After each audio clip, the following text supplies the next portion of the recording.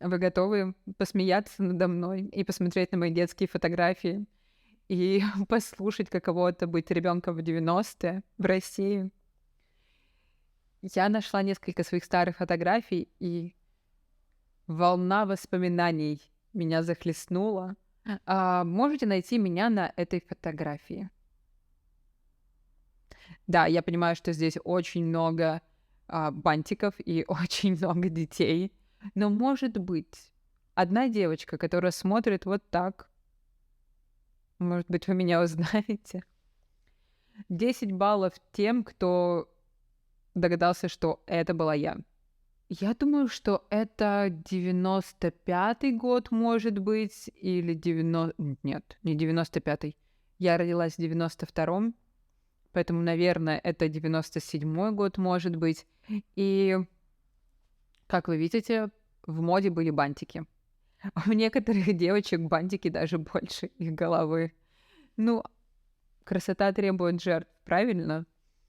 И я помню, я очень боялась моргнуть, и поэтому я смотрела вот так. Как видите, я не моргнула. У меня есть одно воспоминание из детского сада как раз, когда был Новый год. Как происходит праздник, вот новогодний праздник в детском саду? Сначала какие-то выступления, номера и так далее. Дед Мороз приходит и приносит всем подарки. Подарки были классические, подарки были стандартные. Это пакет с конфетами, какими-то игрушками, ну вот обычные вещи. И у всех были очки. Очки были в подарке. Они могли быть розовые сердечки или желтые звездочки.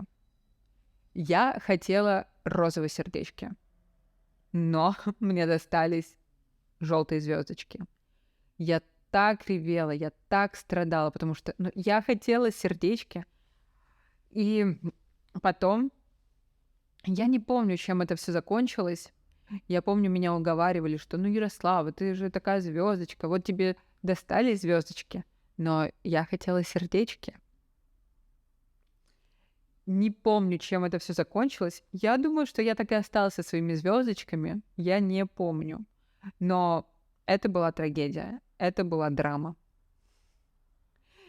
Я, видимо, была достаточно капризным ребенком, потому что, посмотрите на эту фотографию. Вот этот ребенок, он не выглядит довольным и не выглядит счастливым. Но если что, то здесь проблема была в солнце. Мы все были на улице, и было очень яркое солнце. Я думаю, вы видите, что вот тут половина детей сидит и щурится. То есть я не просто такая хмурая по жизни, но просто resting beach face, может быть. Просто это из-за солнца, да. И если вы хотите увидеть мое довольное лицо, то вуаля! Как рецепт, простой рецепт, как сделать ребенка счастливым. Просто дайте ему деньги в руки и поставьте фотографироваться. Я не помню, почему я была именно такая довольна в этот момент. Я очень хорошо помню, что мы пришли туда, мы пришли в гости к кому-то, и с этой девочкой мы так хорошо играли, и все было классно. Кстати, посмотрите, мне на этой фотографии, наверное, около 5-6 лет, наверное. Но на стене висит календарь с 92-м годом. Почему, я не знаю. И еще одно доказательство, что я была каким-то капризным ребенком. Когда мы пришли в гости, в доме была кошка. И эта кошка ко мне не подходила. Потому что она меня не знала, какой-то непонятный ребенок. И она подходила ко всем, кроме меня. Мне было очень обидно. Я очень хотела ее потрогать. Я очень хотела с ней поиграть. Я очень хотела, чтобы она ко мне подходила, и чтобы я ей нравилась. И... Но это кошка. В итоге я так ревела. Вы можете подумать, что что нет, вы не можете подумать. Я думаю, здесь очевидно, что эти глаза только что ревели, что я только что ревела вообще как не в себя. И, наконец, там кто-то сжалился и дал мне эту бедную кошку сфотографироваться. Кошка вообще несчастлива, кошка вообще все прокляла, но зато я такая чуть-чуть довольная. Из приколов посмотрите на эти две картинки на стене. Первая — это сцена из «Вещего Олега», песня о Вещем Олеге. Песня о Вещем Олеге — это произведение, там есть пушкинская адаптация, но это очень древняя легенда.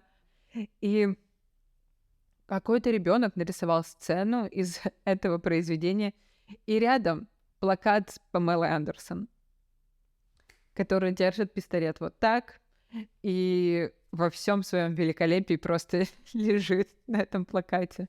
Кстати, это, видимо, был 98-й год, значит, мне здесь 6 лет. И вот такой прикол. Я помню, что вот я, такая мелкотня, такая мелочь, смотрела сериалы с Памелой Андерсон.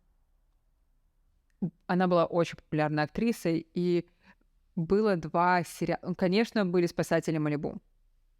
Потом был сериал, где она играла какого-то телохранителя, и тоже был мультсериал, где она тоже была телохранителем вроде бы. В общем, я помню одно, что мы с друзьями, вот такие вот мелкие дети совсем, то есть, это, наверное, было уже потом, наверное, нам было около 7-8 лет.